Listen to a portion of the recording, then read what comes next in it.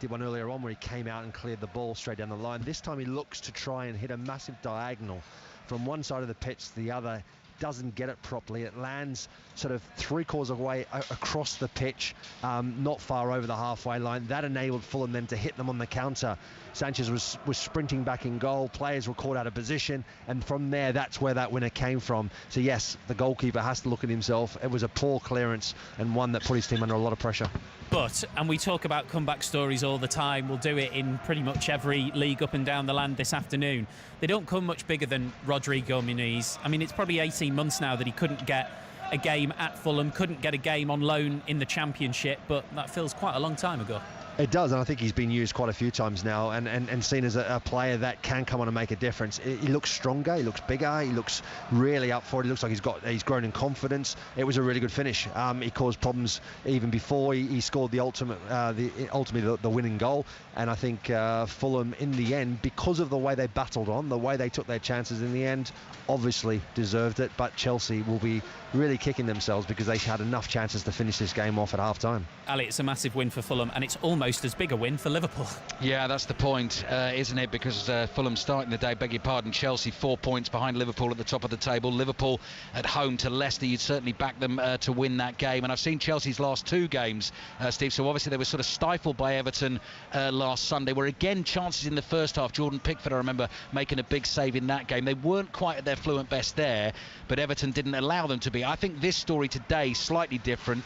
Very open game. Fulham really came into it. Looked a threat all the way through, but particularly in the second half. But Chelsea did have their chances. Bernd Leno with a couple of brilliant saves in the second half. But one of those, I think, that Chelsea will be kicking themselves. Mark's just explained the sort of Sanchez part in the winning goal for Fulham. That comes about a little bit, Steve, because Chelsea are pushing, because they're chasing Liverpool and they know they need to win these games to sort of, get ahead, and they feel they've created enough chances in this game to try and win it. They don't. They get caught out on the counter, and Fulham take it. And that particular moment, there's Rodrigo Muniz is the one that puts pressure on Robert Sanchez. He's the one that creates that opportunity, because it was a ball that really most strikers probably would have went, you know what, I'm not going to waste my energy on that one. I know there's not a lot to go, but I'm not going to put a lot of pressure on it. He does, and that's where Sanchez then mishits this ball. Doesn't have the right connection. It goes across the pitch, and that's where the goal comes from that poor clearance. So Fulham now level on points with Manchester City in the Premier League. Nottingham Forest are 6 points above them and third, Maz Faruqi. Yeah, another bouncing afternoon here at the City Ground, Steve. And I think the fight back, or indeed lack of it, from Tottenham after going behind half an hour in just really hits home that Ange Postecoglou needs resources to try and strengthen in the January transfer window. 2 double subs he made, first Maddison and Bergvall, then Werner and Pedro Porro, failing to add the X factor to get them back into this game. They dominated possession without creating too much. There were good chances for Johnson against his former side and Son, but Forest took their goal very well, attacking at pace on the counter, finished by Anthony Elanga, his 3rd goal in 3 appearances. Spurs went down to 10 men as well in stoppage time for a second yellow for Jed Spence, which pretty much sums up their afternoon. And Forest's dream form continues it. It's now 5 wins in 6 games now. Whisper it, could it even be Champions League football? As you're saying, just a point behind Chelsea now. Forest have beaten Spurs here by 1-0. Forest very much the form team in the Premier League, but Newcastle United not far behind, Mike Maine. That's right, they've beaten Aston Villa by 3-0 today and bossed it. They were much the better side throughout, really. Helped by an early goal, 90 seconds in. Anthony Gordon curled one from the left of the box into the top right. Doubled in the second half, Isak from close range. That's his 11th of the season. And then added 2 late on by Joe Linton. 3 goals scored. They had 3 ruled out as well. 1 went out of play just before the pullback from Isak into Joe Linton in the first half. There was an offside for Isak in the second half, and there was one that very unfortunately hit the elbow of Bruno Guimaraes from a Pau Torres clearance. That then bounced off Guimaraes' elbow, bounced off Luka Dean and into the back of the net. Villa down to 10 as well. John Duran sent off in the first half for what has been deemed by the Premier League Match Centre as violent conduct. He does there is a secondary movement of his leg onto the backside of Fabian Schär, who'd slid in for a challenge. Me and Pat Nevin a little bit undecided as to whether there's a lot of violence in the definition of the kick out from John Duran. Certainly his protests after his red card as he was led down the tunnel when he belted a water bottle onto the pitch certainly would suggest that he felt he'd been very hard done by. There was no understanding from John Duran on that decision. What it does do, as we said then, Newcastle 3 consecutive Premier League wins for the first time since September 2023. Villa a 5th straight Premier League away defeat. Newcastle up to 5th. They go above Aston Villa tonight as a result, and above Manchester City, so they've won 3-0. Yeah, Pat, no doubt the red card is what Unai Emery will point to. Yeah, and one or two other things happened on the bench as well. He didn't look very happy at all. Look, Unai shouldn't worry too much about his team today. Look, they went down to 10 men. I'm sure they'd come back into the game, but that really was a decision. The game wasn't going to go any other way after that, because Newcastle were great and they didn't take their foot off the gas at any point. So they were very, very impressive. Is that 19 goals that Newcastle scored in the last 6 games? And you asked me a question right at the top of the show, Steve, and I do remember that question, which is this one team that's not got European football and one who has? And it's definitely the case. Newcastle don't look as if they're faltering now, whereas previously they had. So I think that does make a big, big difference. They looked really impressive, but it will come down to that discussion. And in John Duran, ask him, and he'll say I didn't do it deliberately. He has to place his foot somewhere. The player was below him. It was happened at a really quick pace. Slow motion doesn't help you there in any way whatsoever, because it didn't happen in slow motion. But when that happens, you need to be able to deal with it. In Newcastle, they dealt with it impeccably. I thought the work rate was fantastic from every single player. And right now, I think Eddie Howe, Unai Emery will be fuming about that and he'll bring it up. But Eddie Howe just now, looking at his team and looking at the players they brought on, they're looking all right. 5th place at the moment. They're looking up, not down. As everybody knows, impartiality is very important to us at the BBC. So just on that red card for an Aston Villa player against Newcastle, I want to bring in a completely neutral and unbiased observer. Alan Shearer, what did you think? Yeah, I thought it was slightly harsh. I think it wasn't for the first one. If anything, it was for the second one. But I'm in the camp of where you're travelling at that much speed. How can you be certain that he's got nowhere else to put his foot? So, but once he'd given the red card, there was no way they were going to overturn it. Yeah. A lot of people, Pat, might see one human falling on top of another human, and that's it. To be honest, if you're a fan of either team, but Alan's absolutely right. Most players will look at that and think, you can move your foot very, very quickly. If you're a footballer, you can put your foot within millimetres of where you want to do it. However, it's at pace. He's falling. Both players are falling. It's a really tough one. And your mind moves quickly. Had he moved his foot, he could have injured himself. He could have bent his ankle. It's one of those ones that happens like that. So I felt really sorry for him. And one thing we can say, we cannot say for certainty he meant that. Full stop. I would absolutely agree with that. There's no way any one of us can say he absolutely was certain he meant that. And if you can't be certain, then it's very difficult to send him off. I thought it was harsh. Yeah, massive win for Newcastle regardless. Early game, Alan, Manchester City won, Everton won. You were with us in studio and we were talking about that. That was almost... It kind of went to script of how things are going for Manchester City, that, didn't it? Yeah, they got off to a really good start and they played some really good football, and you thought, here we go, there's signs of them coming back. But second half, I thought, again, they sort of went back to what we've seen in the last couple of months. I thought they were slow, didn't create hardly anything, albeit missed a penalty. And when you've got a very good goalkeeper and a well-organised defence like Everton have, then they made it really tough for them. And from their point of view, they'll be absolutely delighted with the results that they've had. But yeah, it's not great for City again. It's all great for Liverpool, though. I mean, I'm not sure people are counting Manchester City in or out anyway after that game or before that game. But especially with what happened at Stamford Bridge, we've already spoken to the commentary team there, and Fulham winning 2-1 at Chelsea. But that's as good a result for Liverpool as it is anybody else. 4 points clear with 2 games in hand. Yeah, it's amazing, isn't it, when you don't play and you have such a good day, and they can have their and just enjoy that result, because not many people expected that, and the way Fulham performed and how they came back, very, very impressive from them. A great result. As you say, a great result for Fulham, but also for Liverpool too. And on Liverpool, are we saying it's now theirs to lose because nobody else looks like they can have the consistency, or is it still too early to? No, I think it's been like that for a while now. I think with the way they've performed, I think they're certainly their last performance. If they ever needed to send out a message, that was it for me against Tottenham. How good they were in every single position, the energy that they showed, and now they've got a really good what you'd say a good game at home, which you'd really expect them to win and perhaps notch a few. Top man, Alan. Thank you very much. Thank you. Great stuff. Alan Shearer, Match of the Day later tonight with Gary Lineker and Joe Hart, BBC One at 10:40. What about Ivan Juric's first game in charge of Southampton? They were at home to West Ham. Chris Coles. He lost it by a goal to nil. Southampton 0, West Ham 1. Doesn't sound the most exciting game, but it was full of incident. Lucas Fabianski, the centre of attention in the first half. Several excellent saves from the West Ham keeper, but then stretchered off after a nasty clash with Nathan Wood. Lengthy stoppage. He did emerge to watch his teammates in the second half. A reassuring sight to see him. The West Ham goal came from the ever-reliable Jared Bowen, poking home Nicholas Fulcrook's header in the second half. And VAR, West Ham's friend today, not only confirming the goal following a long offside check, but also overturning a straight red card for Guido Rodriguez, who slipped before clattering into Kyle Walker-Peters. Southampton, definite threat in the first half, but they badly faded in the second. Ivan Juric's task of saving the club, a daunting one. He's lost his first game in charge. West Ham now 4 unbeaten. Southampton 0, West Ham 1. We've talked about Forest victory over Tottenham. Let's get some Tottenham reaction. This is Ange Postecoglou with James Fielden.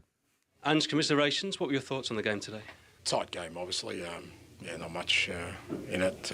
Obviously, the way Forest play, it's never going to be an open game. And we had some good chances to kind of get a goal, and we needed to sort of gain momentum in the game. But fortunately, we couldn't get it. And they scored from their counter attack, and fortunately, we weren't able to claw it back.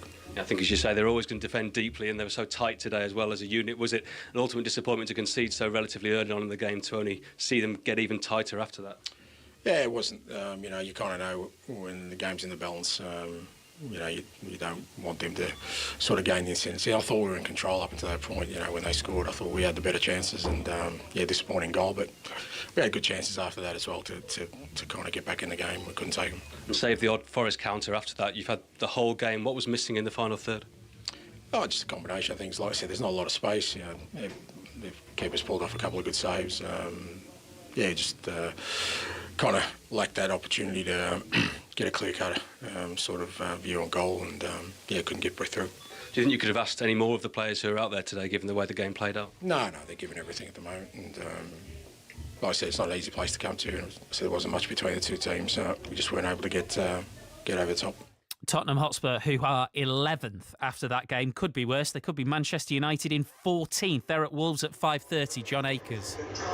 Yeah, that's right, Steve. It's the lowest they've been on Boxing Day since 1989. Ruben Amorim left scratching his head, obviously, after they followed up a win at champions Manchester City with that 3-0 home defeat by Bournemouth. And he makes a couple of changes in light of that. Malacia is not in the squad at all. Xerxes also drops to the bench. Lenny Yoro is in and Rasmus Højlund returns. And still no place for Marcus Rashford. Wolves' new head coach Vito Pereira, his first home league game in charge. Got off to a great start against Leicester following the sacking of Gary O'Neill. He's got Ryan Aït-Nouri back from suspension. He comes straight back in. Slightly unlucky Rodrigo Gomez, who scored in that game against Leicester. He's on the bench. And it is a 5:30 kickoff. Bournemouth 0, Crystal Palace 0. The other full time in the Premier League, Liverpool-Leicester, is an 8 o'clock game. Bournemouth-Palace, you will get updates of that during 6:06, and there'll also be updates later on Liverpool versus Leicester City.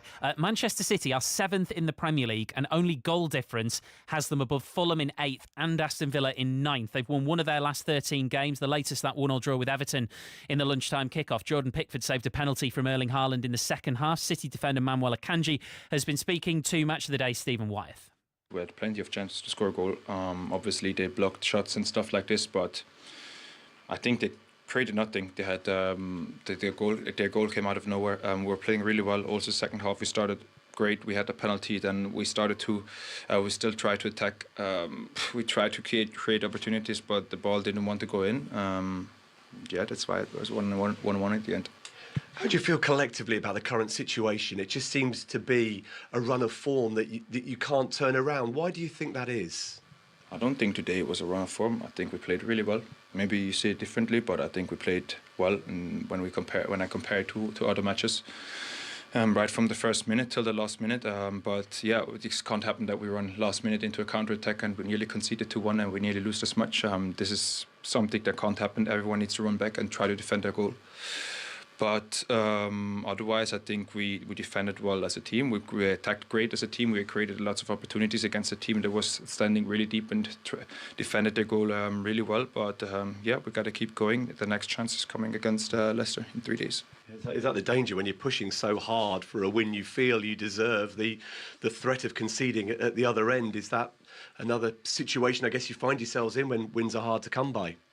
Yeah, but we lose the ball like 70, 80 meters away from the goal, so there's still a lot of distance to cover. Ball's getting lost all the time. That's not the problem. The problem is not running back, and that's something that we definitely need to do better. But otherwise, I think we did a lot of things great today. That's Manuel Akanji. Everton have certainly got their approach absolutely licked, haven't they? That's 3 draws in a row now against Arsenal, Chelsea and Manchester City for Sean Dyche's side. We know they're a good outfit. We know there's a few question marks, but weird thing as a manager, they're gonna turn someone over at some point quite heavily. The way that they play, the quality of chances they can create, and I thought we dampened that down today. With our defensive strength in the organisation. So I'm very pleased with the players. Certainly the focus on the defensive side of the game, but also the commitment to make sure we didn't get beat today. Sometimes we talk to you after a win to ask what that can do for things in the general scheme of things. Today it feels like a point might be a very positive platform to build upon. Would you go along with that? These are tough teams. All teams in the Premier League are tough. We've been down to Arsenal, for example. We played Chelsea, who've been scoring goals for fun this season, and came here. So the defensive side of things is very clear.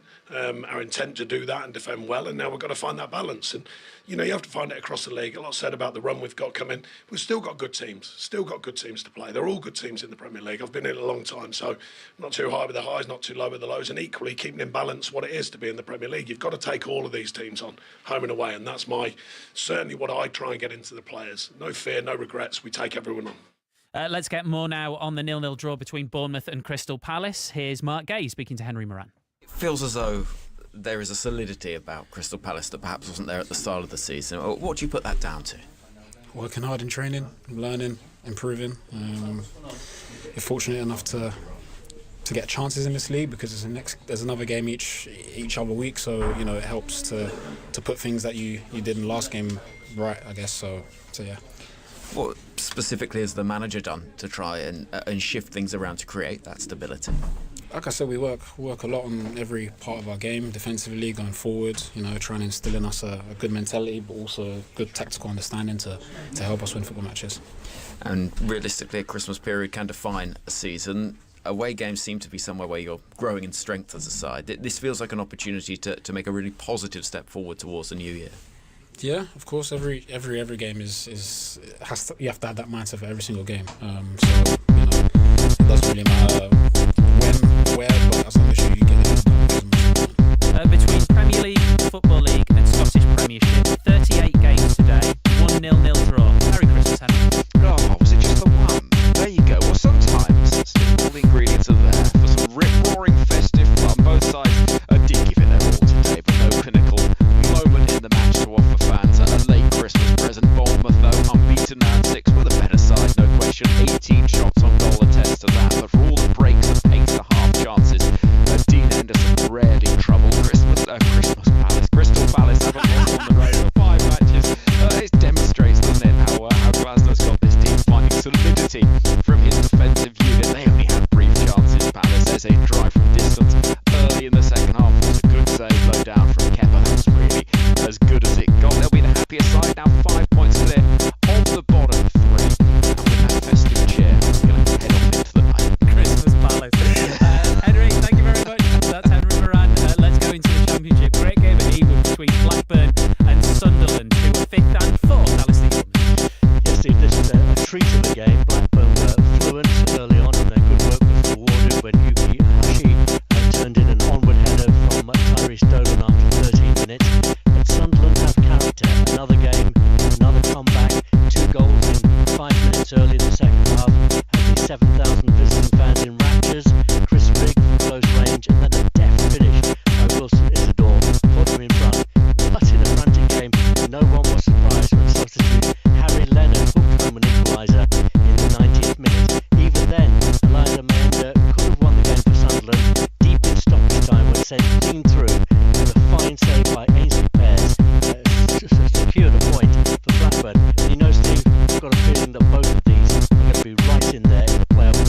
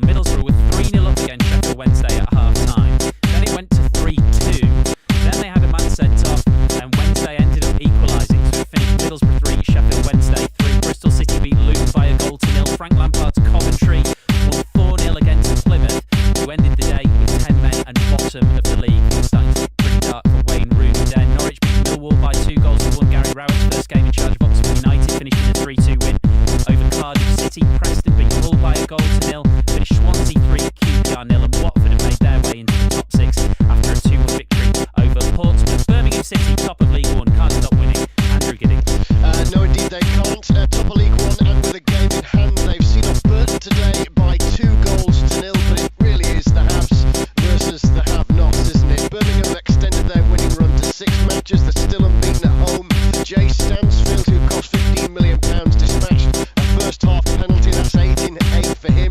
It was conceded by Kieran Gilligan, the unfortunate Brewers defender, who would put through his own net to finish the scoring in the second half. Birmingham guilty really of just dominating the ball and not using it wisely enough and settling this game as a contest much sooner. The Brewers might have scored at the right end themselves. Roman Burrell ran uninhibited into the box, but as he turned to fire the shot away, he slipped and fell over. They're now bottom of League One, 9 adrift of safety. Birmingham 2, Burton 0.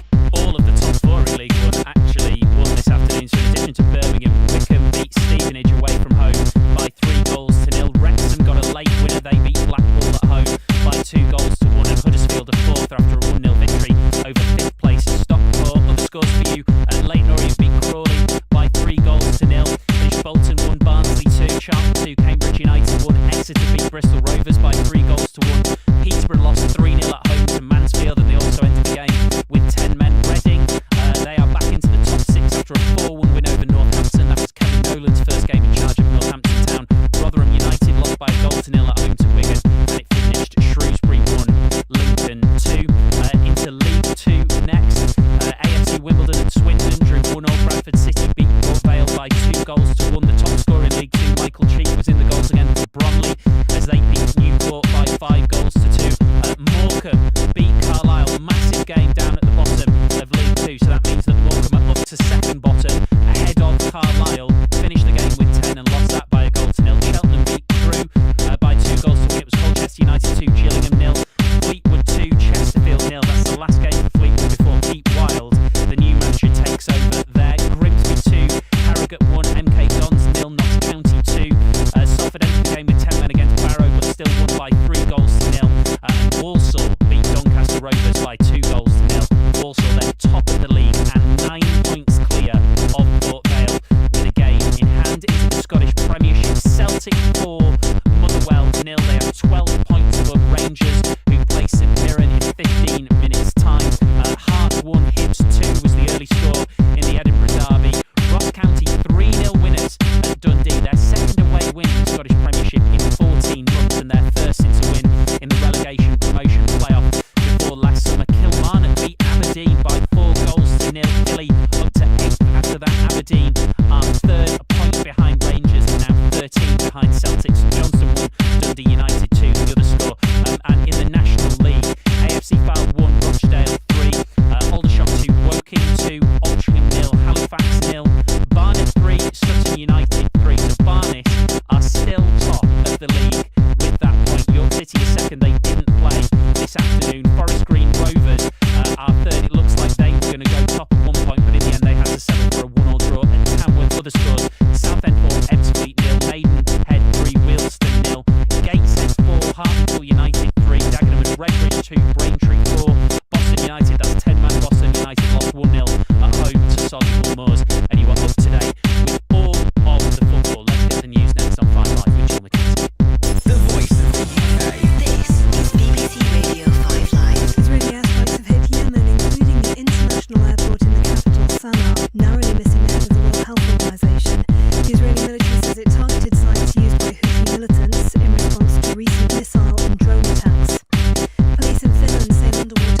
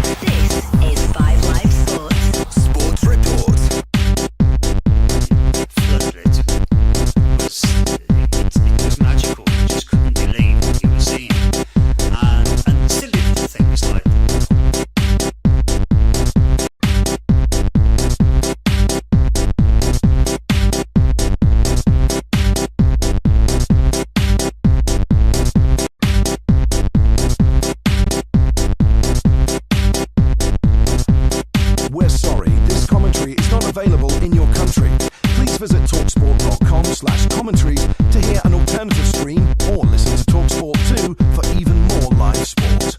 TalkSport has so much sport, we're running out of radio to play it. In fact,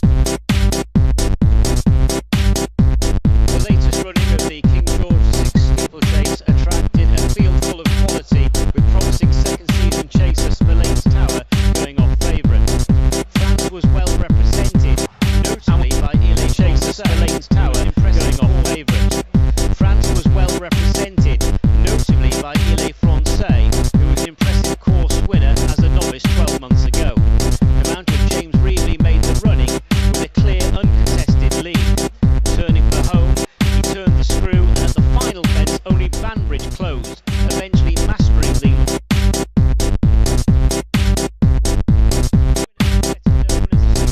over 2 to 2.5 miles, so basically had stamina to prove.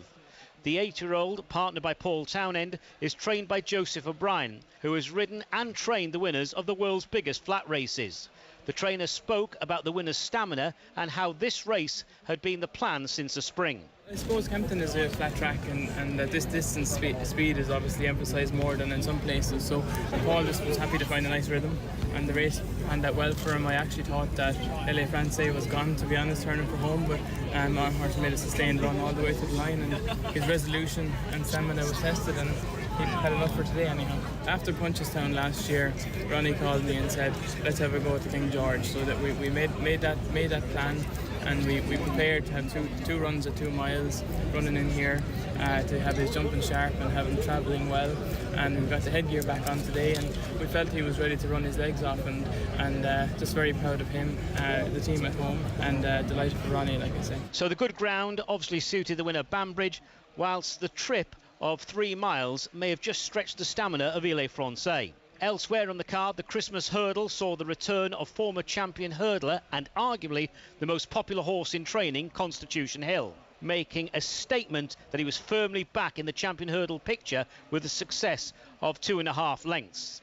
That is Darren Owen. Let's get some more reaction with former jockey, Welsh Grand National winner Charlie Post, who's been at Kempton for us all afternoon. Charlie, Banbridge only led over the last brilliantly judged ride. Yes, it was, Steve. It was a fantastically judged ride by Paul Townend, and it was such a fascinating race, a race of really 2 track positions. We had Ile-Francais that stole a lot of lengths on the front end and looked for all the world like he was going to hang on when they turned into the straight, and Paul Townend, who had been last in the early stages of the King George, having to judge his challenge to perfection on Banbridge. And again, he wasn't given the luxury of having any of the other runners to try and help him close the gap. So he had to wait till the opportune moment to set Banbridge alight, to try and close down the winner. And as they went to the last, Ile-Francais, who jumped so well throughout this contest, managed to get in a little bit tight and fluffed his lines over the last fence. Banbridge jumped it so well, and Paul Townend then he quickened away to win impressively. Cheltenham Gold Cup, realistic target now? It's an interesting question. I mean, it is the Cheltenham Gold Cup. We're going another 2 furlongs up in trip. And the big thing that we have to remember with Banbridge is he's really ground dependent. He wants good ground. And for all that this is December, we've had an uncharacteristically dry spell and the conditions were perfect for him.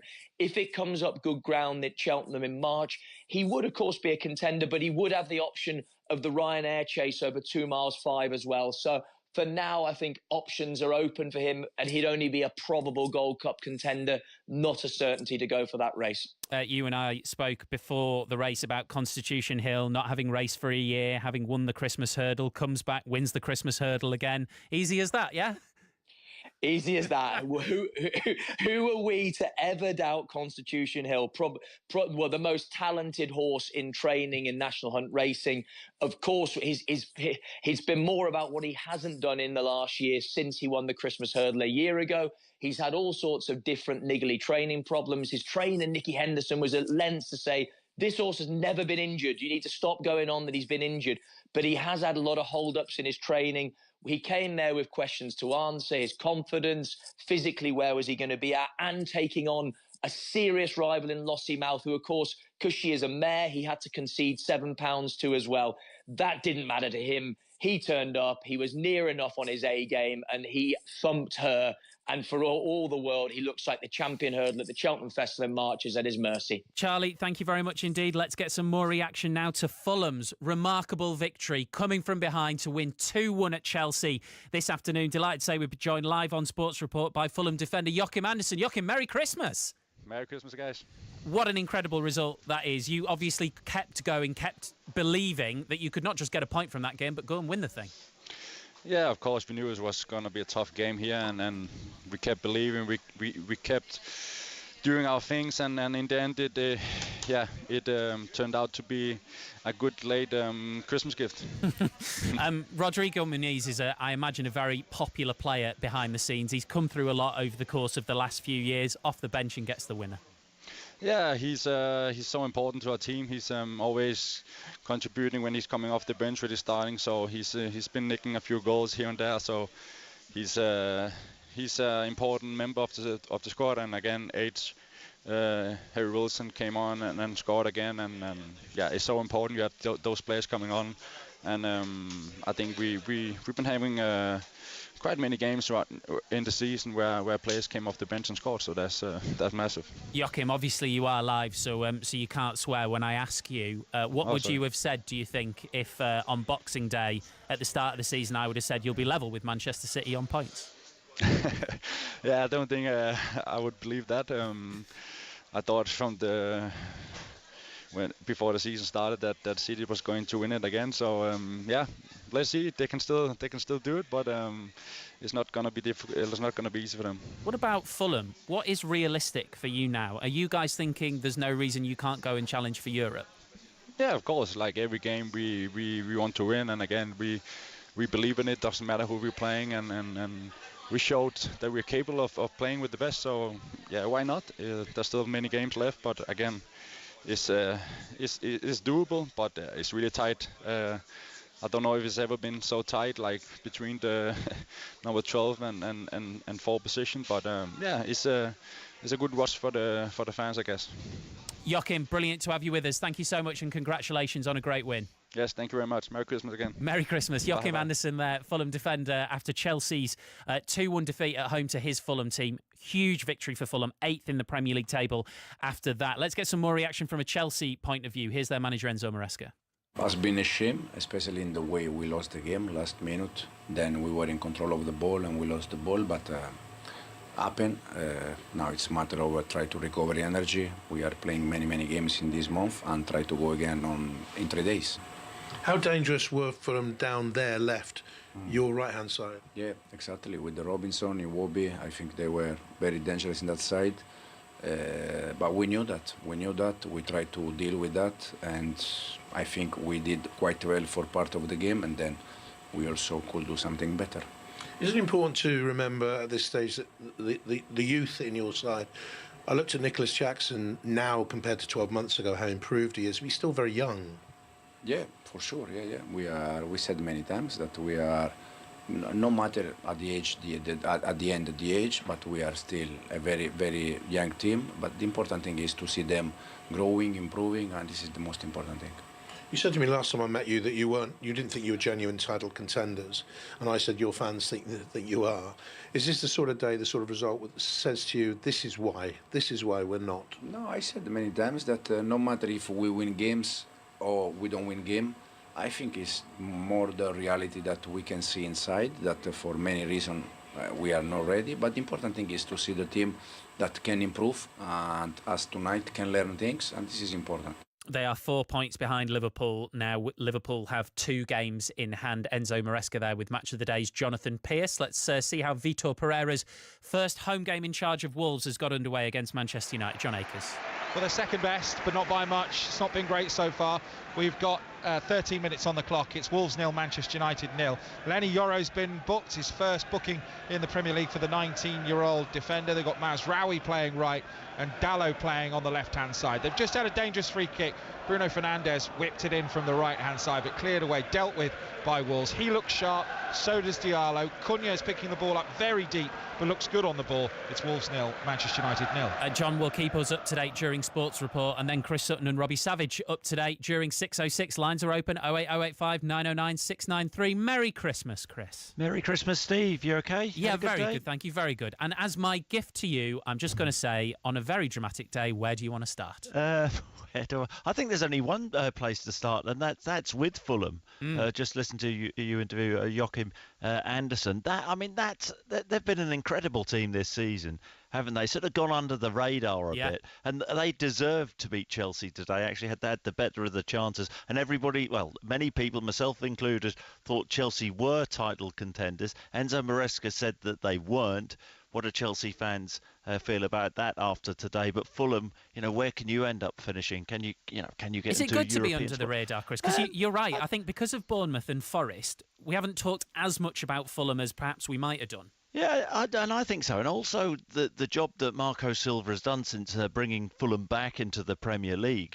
We know how difficult it is for promoted sides to actually stay in the Premier League. Not only have Fulham stayed in the Premier League, they've progressed while virtually every season they sell the best player, don't they? So that's a remarkable achievement and a testimony to Marco Silva and the great coaching which obviously the Fulham players are getting. Is there anything new to say on Manchester City? I did the prediction, Stephen. Right. And every time a Manchester City game comes up now, I'm thinking, well, they must get out of this rut. I'm going to put them down for a win because this rut has to end, and it didn't. And Haaland missing the penalty today.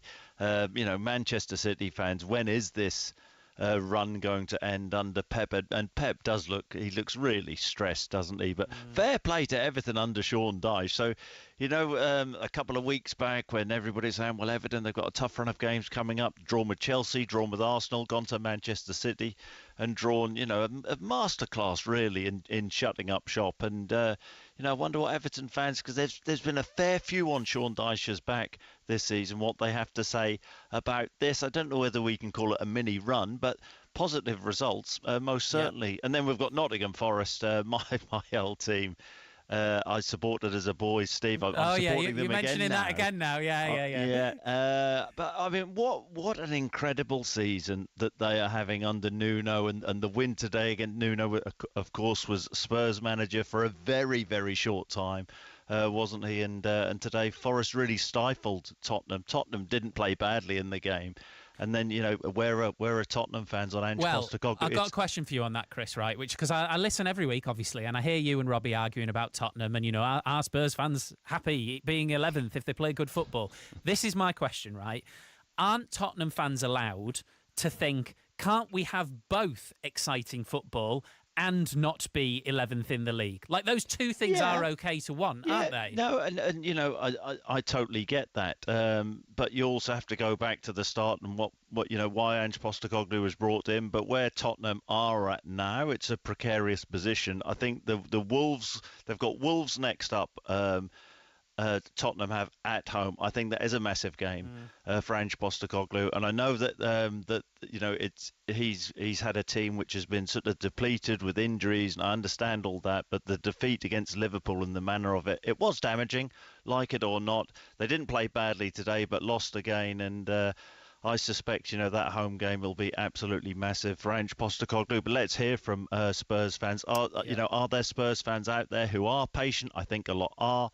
But, let's put it out there. And we should say as well, Chris, we thought for a while that a really well-respected and beloved voice of Five Live was going to get the Northampton job. And Kevin Nolan did. That's awful. That's awful from you, Steve. Come on, Steve. I'm not better than that. You're better than that, We Steve. both know I'm not. 08085 909 693. Cheers, Chris. Have a good one. Cheers, Steve. Chris and Robbie will be with you for 6:06. Let's get the latest on Wolves Manchester United. John Akers.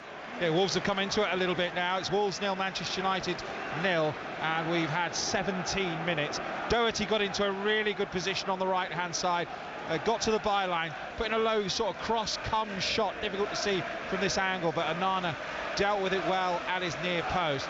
Since then, we have now a free kick for Wolves on the right-hand side, and Cunha is standing over it. It's Wolves 0, Manchester United 0. Right, let's hear from an absolutely red-hot striker, Alexander Isak, after Newcastle's big win over Aston Villa, speaking to Guy Mowbray.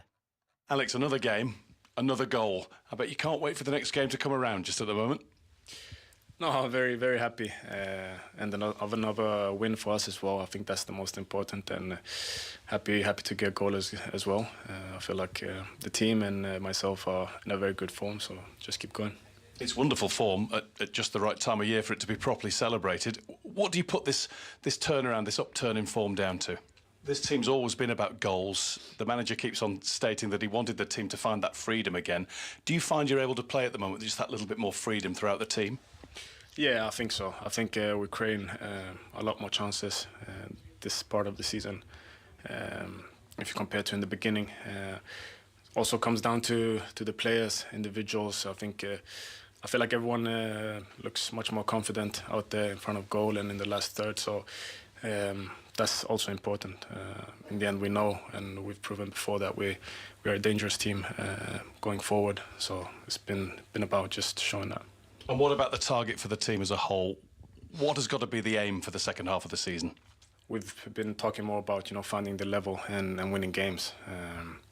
Obviously, every team wants to end up as high as possible, and we are the same. So we just have to take one game at a time and aim as high as possible. Alexander Isak with Match of the Day's Guy Mowbray. Only Cole Palmer, Erling Haaland and Mo Salah have scored more Premier League goals this season than him. Boxing Day is always a huge day in the EFL calendar. Every single team was playing in one way or another this afternoon, and there were no goalless draws in the EFL. Ali Maxwell from Not the Top 20 podcast has been with us all afternoon. Still going, Ali? Yeah, nice quiet one, Steve, and sitting in the gantry at Stamford Bridge as well, where in front of my eyes a real cracker played out, which I had to largely ignore. Should we start at the top of the Championship? Big win for Burnley at Sheffield United. Yeah, huge victory. I really didn't know how this one was going to play out, given how strong both teams are defensively and the individual quality that each have. In the end, it was Burnley who were able to make a breakthrough. Sheffield United with a bit of a blunt attack, but the blueprint is the same as it has been all season, really. A clean sheet and a Josh Brownhill goal. He's been one of the stars of the Championship so far, and it was classic Brownhill, a really clever run to the back post where no one picked him up and headed home to put them ahead. And Burnley are just absolutely imperious once they go ahead. They barely ever concede an equaliser. That was the case here. It means they're a point behind Sheffield United, but Leeds will go top tonight if they win at Stoke. So there was a game at the Riverside today, Ali, which I think did a better job of summing up the Football League than any other game, because I think it's possible to say Middlesbrough were 3-0 up at half-time and did well to get a point. Yeah, because, I mean, how long was it after 3-0? There was probably still half an hour left, and Borough, or probably maybe 25 minutes, and Borough down to 10 men. So if that's what keeps the tears away, Steve, then, yes, then it is. You can look at it that way. I mean, I'd be interested to know how you feel. It's probably not the right way around, but I know that Borough fans will be so frustrated because, you often dominate games, Middlesbrough, and fail to win them, but this one really takes the biscuit. But maybe we should give credit to Sheffield Wednesday and their manager, Danny Röhl, who masterminded a victory with 10 men last time out, which was very impressive against Stoke. This time 3-0 down, made a double sub at half time. One of them came on and scored after 2 minutes, and they were 3-0 not long after that. Their great away record this season, I think, shows how well drilled they are, but also some great character as well. Right, let's get a bit of reaction to one of the big games in the Championship this afternoon, which was Plymouth losing by 4-0 at Coventry City. Obviously, one managed by Wayne Rooney and the other managed by Frank Lampard. Let's hear from the Coventry boss. Really strong performance from the beginning. From the minute of getting the first goal, we created a lot. We controlled all the game, defended well in the moments that we had to generally, and where we're fresh working together. You look at all the little positives in the game, and there was a lot. So, yep, can we continue to move forward? We hope so. It's a nice step in the right direction, particularly after last week. And I'll have to be happy with everything today. So yeah, it's been obviously silliness sometimes from the journalists before this. The big questions about Wayne, you stood next to us here. How was it before the game, speaking to him, seeing someone that you played so much with there, and going up against him in the dugout today? Yeah, good to see him. Get on really well with Wayne for our professional careers, and in our own time. At times we spent good times together. So really good for him. And it's obviously a result and performance for us today. But I understand the difficulties of his job. For all of us, different challenges, so I wish him very well moving forward, that he can get the results that he'll be working every bit for, because this is a tough league. So yeah, good to see him, and we had a good chat before. Frank Lampard with Adam Whitty, and we'll wait and see what that might mean for Wayne Rooney. Plymouth, of course, bottom of the Championship. Big winners in League One and League Two, Ali, before we let you go? For sure, yeah. The teams towards the top of League One all doing well. For Birmingham, a pretty simple 2-0 win against Burton. For Wickham, another scintillating performance and a win at Stevenage by 3-0. For Wrexham, a controversial late penalty scored by Stephen Fletcher, but also a stunning Paul Martin goal, his first in over 2 months. And the big fixture towards the top was Huddersfield, Stockport. Huddersfield taking the lead in the first minute and seeing it out, which I think says a lot about their backbone and their form right now. Good man, Ali. Go have a rest, yeah? Thank you, Steve. Ali Maxwell from Not the Top 20 podcast, who's been with us all afternoon on 5 Live. Let's get more now on Nottingham Forest this afternoon. 1-0 winners over Tottenham Hotspur. They are third in the Premier League table, only a point behind Chelsea in second. Here's Nuno Espirito Santo with James Fielden. Nuno, congratulations. Another win. What did you think of the performance today? I think it was a good performance. Not perfect one, because there's no perfection. Tottenham has huge quality on their players. The problems that they cause us, they had chances, we had chances. It was a good game, but I think we started the game well. We were brave to try and reduce the space, and we play some good football, especially going out. The transitions that we had was good, and in the second half, I think we started well. We had a couple of situations that we could have done better. And in the end, it was about belief, it was about team spirit, it was about helping each other, players that come from the bench, the impact that they had. So overall, I think it was a good performance. And that sounds like a very happy dressing room in there at the moment. The music level is top volume. What did you say to them afterwards? Just congratulations and keep on going. The same that I'm saying to you is we don't have 2 matches. It's the same one. Rest, recover.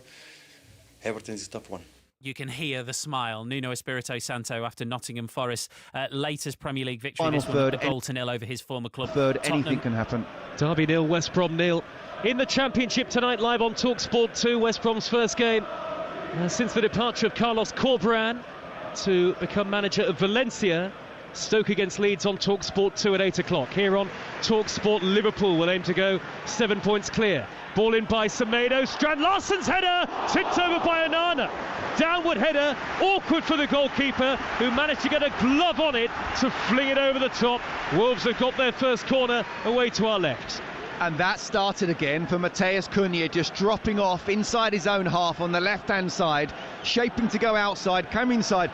He put a 50-yard crossfield ball. It was absolutely brilliant. The ball came in early, and Strand Larsen, as a tall striker as he is, exactly what he wants. Headed it down a bit too much, but in the end it was still a decent save for Manana. And nobody on the posts here for Manchester United. Nouri will take the corner for Wolves and be left-footed and in swinging into the 6-yard box, and a header away by Euro, not very far. Guedes down by the dead ball line, but going away from goal and faced up by Ugarte, who is tracking his every move.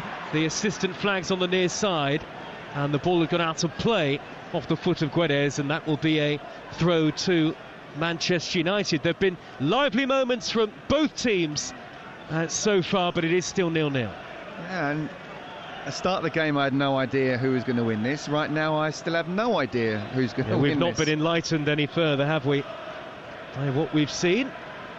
But both have been positive, which is good to see. I think the neutral, despite it being 0-0 at the moment, will enjoy both teams with their own different types of tactics, trying to get that first and probably crucial goal. Here is Cunha for Wolves, dispossessed on the edge of the Manchester United penalty area. Then Mainu is tripped. João Gomes, who does commit plenty of fouls, concedes the free kick to Manchester United. And of course, Kobbie Mainu, who was fouled a moment ago, a scorer of a memorable goal here in this fixture last season, a 97th minute winner to make it 4-3. We wouldn't mind drama like that again today, would we? We'll take it. On by Lisandro Martinez. Header away by Doherty. recovering to clear away to prevent Diogo Dalot getting on the end of it for Manchester United. They've got to throw level with the edge of the penalty area now. And he's gone square to Bruno Fernandes. The captain back out wide to Dalot again, waiting for the run of Mainu on the underlap. Mainu down by the dead ball line, taking on Andre, cuts it back to Diogo Dalot, onto the right foot, and this time he bends it over the top. Good football from Manchester United, and it did take a deflection. Dalot in that infield position looks a threat, and they've got a corner. Well, that's what he's been allowed to do. Despite him being a right-footed left wing-back, Ruben Amorim clearly said, look, go inside, be inverted if you want to, and make the extra man, and certainly he's had a couple of opportunities just on the edge of that box. Maguire at the back post for Manchester United, delivered in by Ahmad towards the front post and headed away by Andre. Only as far as Ahmad again, and he's blocked off by Cunha. Cunha now using his strength to shrug aside Ahmad, and he got beyond Ugarte, not past the sliding Euro. Free kick given by the referee, who should have played the advantage. And now we're in a situation where Wolves really could have had a counter-attack there, but Cunha's being asked to stop the play, go back 10 yards, and that's taken all the momentum away from Wolverhampton Wanderers. Yeah, it didn't need to do that. It wasn't that far away.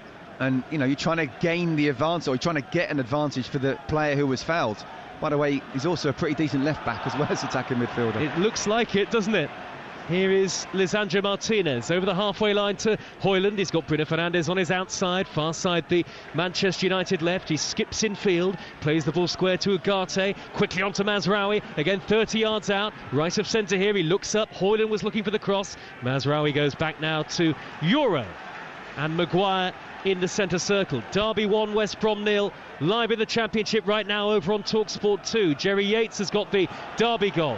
Kobbie Mainoo in behind on the Manchester United left. He's into the area, he cut it back for Ugarte, swung at it and missed. It's dropped though to Ahmad. Ahmad thinks about the shot, he digs it over the top, and Bruno Fernandes couldn't get there. It was overhit, and it's through to Jose Sarr, who belts the ball high downfield. Euro is backpedaling, got to be careful. Gonzalo Guedes beats him to it, and he holds it up off Martinez, who eventually just stretches a leg to whip it off the toes of Guedes. There's a great pace to this game. There's a good atmosphere at Molineux. It's Boxing Day football just as we like it on TalkSport. Absolutely, the two most dangerous players for United, Ahmad and Bruno, nearly combining to get a great opportunity for Bruno. Would only been 6 yards out with the timing of the run that he made, just a little bit overplayed.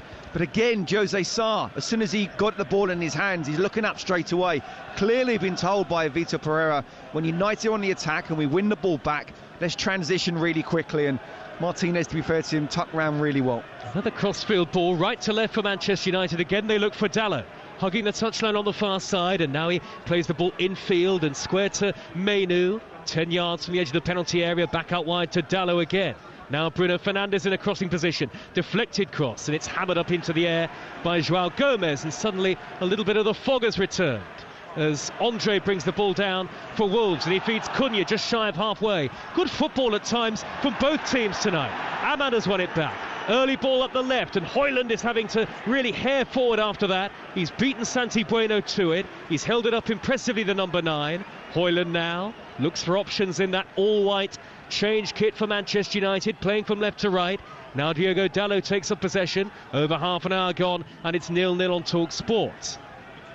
Ahmad holds up the play, and Wolves defending with everybody back behind the ball, and defending really had to be one of Vitor Pereira's very top priorities after really the defensive shambles that they've produced so far this season. Yeah, absolutely. You know, to be the worst defence, concede 40 goals. 40 goals, Scott. It's just incredible, isn't it? You got no chance. You've got to be scoring 3 every game to almost get anything out of the game. Can't be done. Look, that talked about XG and whether you're into it or not. Well, we'll come back to that in a moment, because here come Wolves again. Guedes racing down the middle. Was he tripped by Ugarte tracking back? No. Manchester United have it with Maguire, and he strides purposefully over the halfway line and knocks the ball square to Dalot. Maguire thinks about staying forward and now trots back to central defence. Manchester United at walking pace. Yeah, I mentioned this earlier to Natalie about they have the best over-performance on XG in the Premier League. They've scored 27, their XG is 18, but they've got the worst underperformance for conceding.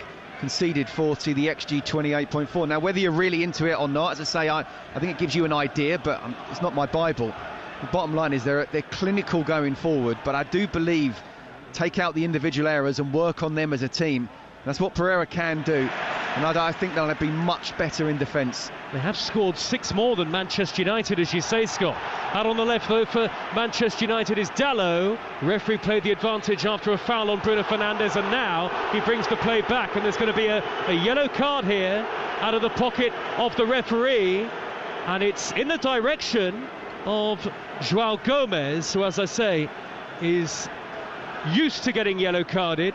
He appeals, his arms are outstretched, but it won't change the decision of the referee, and it is a Manchester United free kick. 12 minutes plus added time remaining in the first half. It's 0-0, and these are the thoughts of Scott Minter. Yeah, I'm not really sure he needed to make a foul there either. And again, talk about set pieces, both these sides very poor defensively. Clearly both coaches trying to work on them. Does take a little bit of time, but it's a great opportunity for United. And Bruno Fernandes standing over it here in the foggy conditions at Molineux. The Wolves fans are on their feet behind the goal. Lots of old gold scarves and bobble hats on show today. And Bruno Fernandes, one arm up into the air. The delivery will be right-footed, floated high to the back post, and Diogo Dalot climbing to head it back across. There's Lisandro Martinez with a clever touch, but not enough power behind it to beat the diving Jose Sarr, who holds on to the ball as well. Yeah, it's unlucky. Good cross to the far post, headed down. Martinez directed it well, but didn't get enough power on it.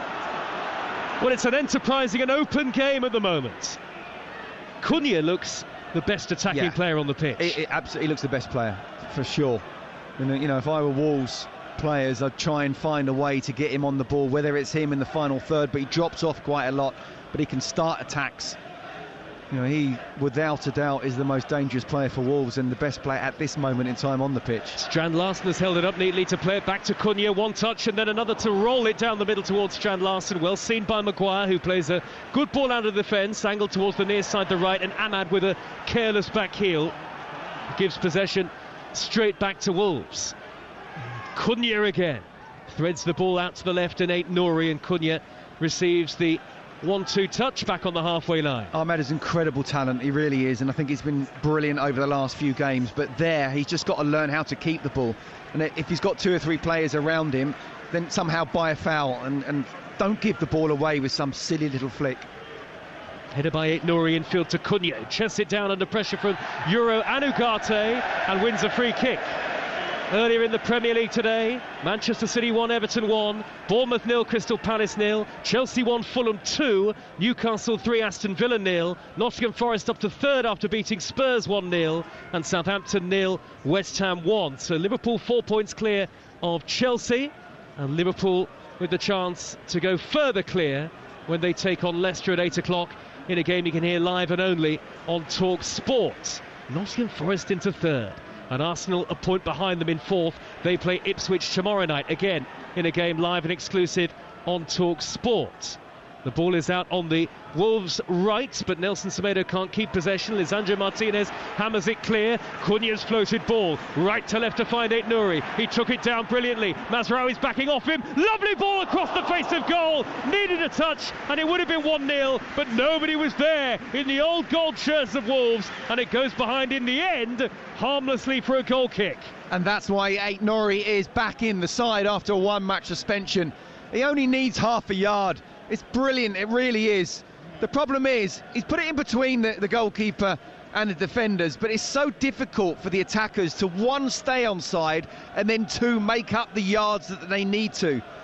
So you could say that United held their line really, really well, but certainly dangerous. Again, Cunha getting on the ball and getting the ball out to Nouri. He's very good on the left. 8.5 minutes remain in the first half, plus any added time. Cunha tangling with Euro, who ended up on the floor, and now he's received the downward head of the pass from Totti. He knocks it back to João Gomez, who's got plenty of time to thread a ball out to the right. Here come Wolves with the captain Nelson Semedo. Heavy pass, way too much weight on that.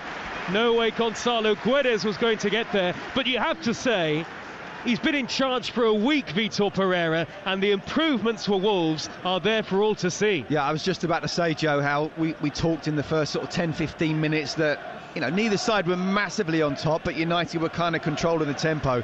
But there's no doubt about it, in the next 15, Wolves have been on top. They've come reasonably close to scoring. They've certainly looked dangerous.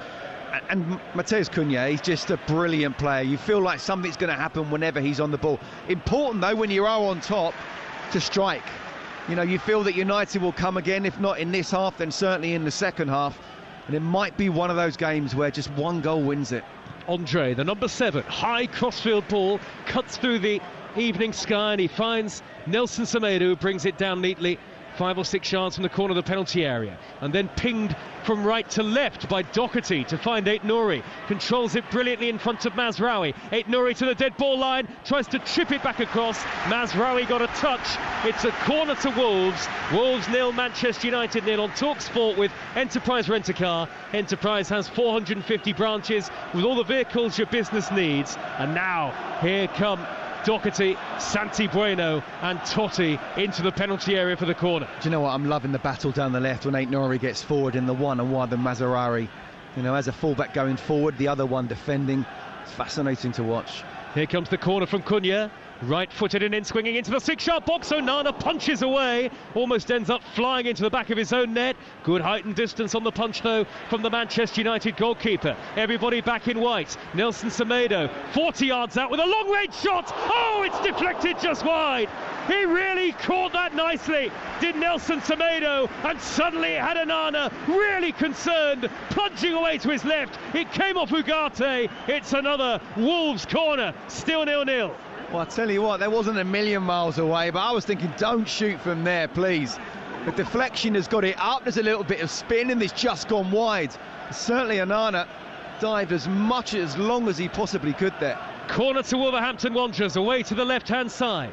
It'll be delivered in by Aït-Nouri. No, he takes it short to Andre. Back out wide to the taker, Aït-Nouri again. Now he tees up Cunha, edge of the box. Square to João Gomes, edge of the D. Whips in a high crossfield ball, and Cunha tried to reach it. It's over his head, and that's gone out of play and behind for a goal kick to Manchester United. Yes, well, a former fullback maybe thinking, as you'd normally surely be absolutely right to think that 40 yards out nothing's on, and actually it was really the deflection, wasn't it, that nearly caused a problem for Onana. Yeah, I don't think he's well known for scoring 40-yard screamers. I don't think he is either. I think what it does tell you is the atmosphere here.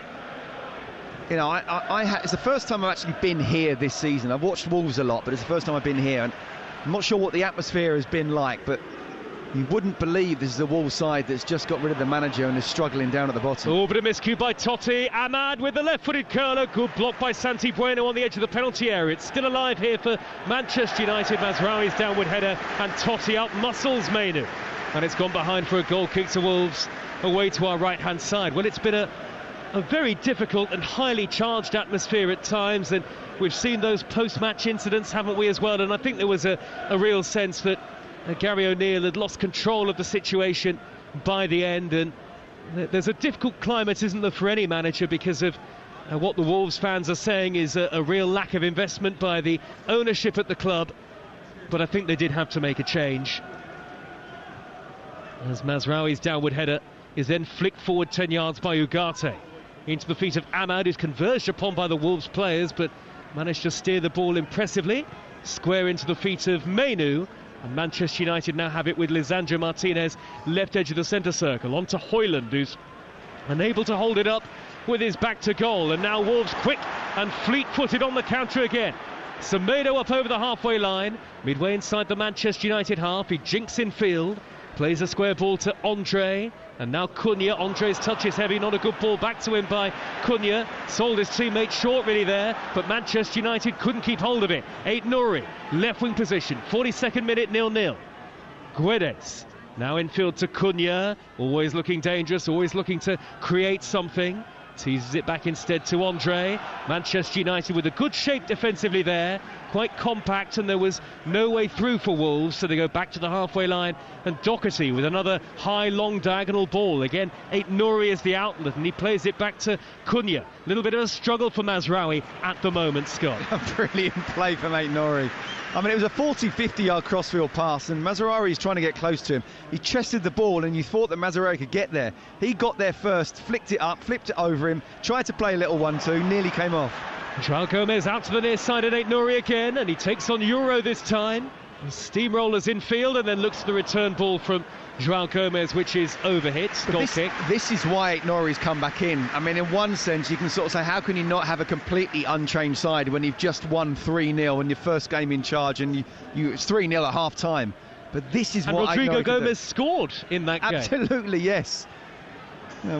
He was one of the scorers. I feel for him. I really feel for him. But the bottom line is, you have to be ruthless, and Wolves are a better side with Aït-Nouri in it, as we're seeing this evening. And he's far more inexperienced, isn't he, at Premier League level, of course, Rodrigo Gomez, than Aït-Nouri. Starting to get one or two back from injury, Wolves, as well, which can only help. Onana clears long for Manchester United.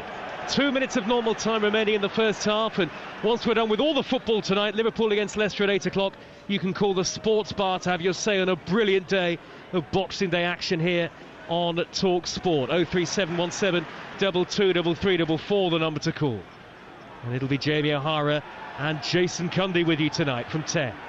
Here is Dallow with a very heavy touch for Manchester United, though he does win the throw. Wolves fans up in the top tier of the Steve Bull stand on the far side can't believe that. Manchester United have it with Mainoo, and in goes Andre with a robust challenge, to say the very least, and Nelson Semedo likewise, this time the throw in exactly the same position. Midway into the Manchester United half goes the way of the home team. Very even game so far. Totti in the centre circle. Wolves look like they're finishing the half stronger, Scott? No, absolutely. Second half of this half, if not a little bit longer, I think they have been the better side. Again, not creating massive clear-cut chances, but more so than United, and looking more dangerous on the ball. Nelson Semedo inside right channel, taking on Mainoo, whipping in a right-footed cross. Mazraoui's got a head back clear at the back post. He does, to the edge of the penalty area. Cunha tried to take the ball down on the half turn, but he couldn't get away from Lisandro Martinez. It was won back by Guedes at the expense of a free kick, and Ugarte went to ground there. Gonzalo Guedes, doesn't he look lively so far this evening? But the Wolves fans a bit upset as the referee gives a free kick against their team. Do you know what? I could talk for hours about Gary O'Neill and how he has been unfortunate, and the players that have gone and that hasn't been replaced, and you can see he's a very good coach, and he will come back again, I believe, in the Premier League, although his next job might have to be a top-end championship. But it's just unbelievable how these same players can look completely different with a lack of confidence, and that kind of... I'm not saying it was toxic here, but certainly the pressure they are under, both home and away, but especially at home. These look like they're a bunch of players who are really enjoying their football, and they haven't done that all season. 1 minute of added time at the end of the first half. Maybe you didn't need me to tell you that. Such is the sound of the PA system here.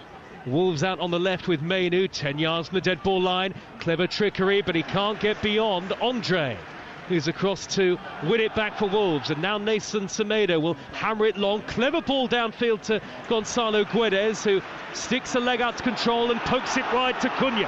Cunha up the left-hand side, near side of the field. Nobody really in the middle to aim at. He's dinked it over the top, looking for Aït-Nouri.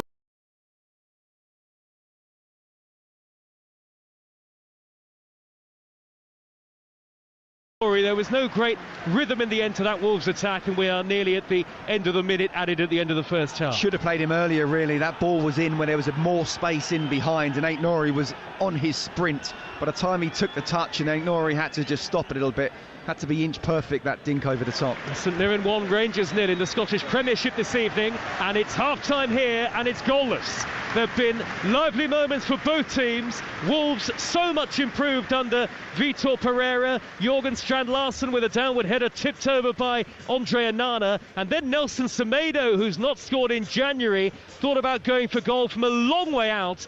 Big deflection off Manuel Ugarte, had Onana scrambling, and it only drifted a yard or so wide. There was some good intricate football from Manchester United early on in the game. Dallow was an important outlet, his shot tipped away by Jose Sarr, but Rasmus Højlund hasn't really managed to get into the game at all. The one opportunity he did have came from a Kobbie Mainoo cross, Højlund stretching to meet it, but he couldn't make contact. And here at a foggy Molineux at the break, it is Wolves 0, Manchester United 0.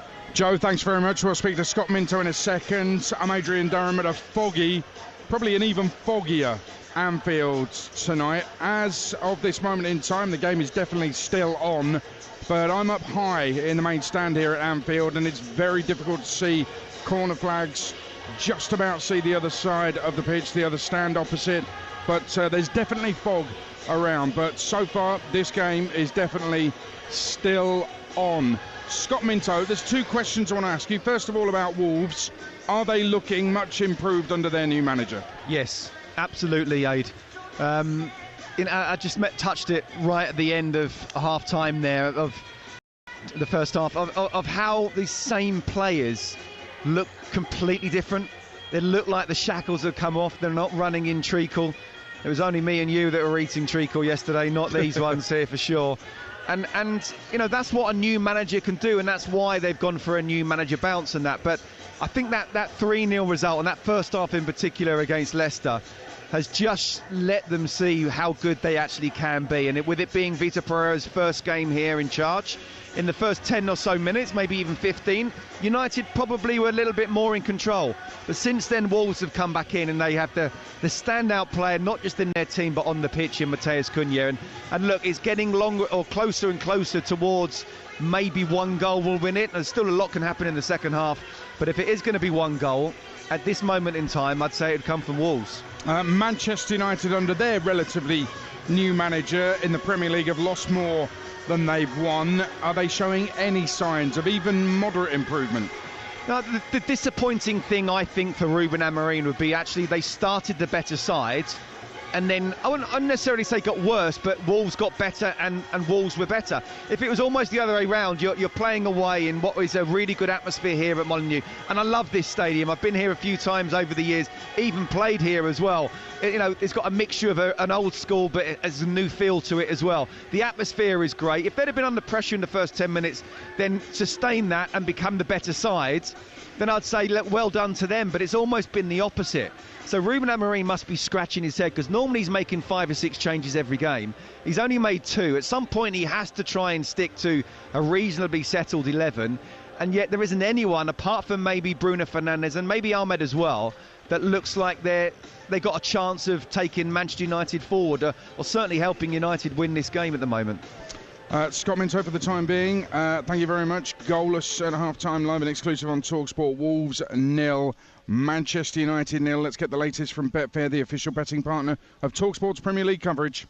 Game day on TalkSport with Betfair. Get a completely free bet on multiples or bet builders this Boxing Day. Opt-in and previous deposit required. Max free bet varies from £1 to £10 per customer. Minimum odds and T's and C's apply. 18 plus gambleaware.org. I'm delighted to welcome in Sam Rosbottom. Sam, half-time odds, please, for Wolves 0, United 0. Yeah, interesting first half there, and probably not one that really the odds does justice, if you get me. I mean, Wolves had a couple of chances there, pretty 50-50 in the game, but it is Manchester United who are still really fancied when it comes to the match odds. United 5-4 now, having been odds on before kick-off there. They've drifted a little bit out. Wolves 7-2, the draw currently 6-4. Scott Minto just mentioned him, Matheus Cunha, absolutely running the show for Wolves. He is 5-1 now to score or assist. That we've odds boosted from 4-1, but one to look out for. He's been pulling the strings for Wolves, definitely. Sam, thanks very much for that odds update. All thanks to Betfair. Returns accurate as of 10 minutes ago. For verification, see betfair.com. Over 18s only. Conditions apply. Go to begambleaware.org. Game day on TalkSport with Betfair. Get a completely free bet on multiples or bet builders this Boxing Day. Opt-in and previous deposit required. Max free bet varies from £1 to £10 per customer. Minimum odds and T's and C's apply. 18 plus gambleaware.org. Well, TalkSport, the only place to be for your Boxing Day football. In today's earlier Premier League game, Spurs lost 1-0 at Forest, meaning they've now lost 4 of their last 5 in the league. After the match, Spurs boss Ange Postecoglou gave his thoughts to TalkSport's Adam Bridge. It is what it is. You just got to deal with it. No choice. Players are given everything, and that's all I can ask for as a manager. And we've got to just keep focusing on the job at hand, and we've got a big game Sunday, and focus on that now.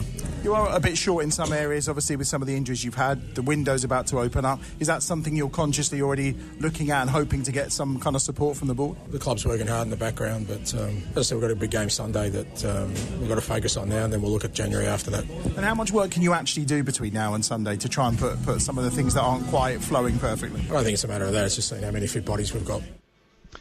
Spurs 1-0 defeat at Forest. Anthony Elanga with the only goal in the first half. It was live on TalkSport. Forest now up to third. Spurs will be without Jed Spence on Sunday. He was sent off in injury time. Very cynical foul as well. Result of the day for Fulham. Chelsea boss Enzo Maresca. Now, he's been consistently playing down his side's title chances.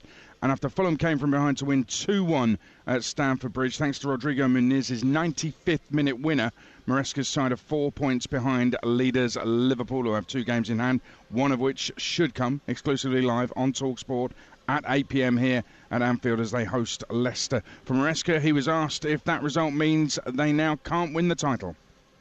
No, I don't think. I said many times, when we win game, or like tonight we lose game, no matter. It's not if we win or we will lose the game that we are ready for the title. It's most the feeling that we are inside, the reality that we can see that we need to do.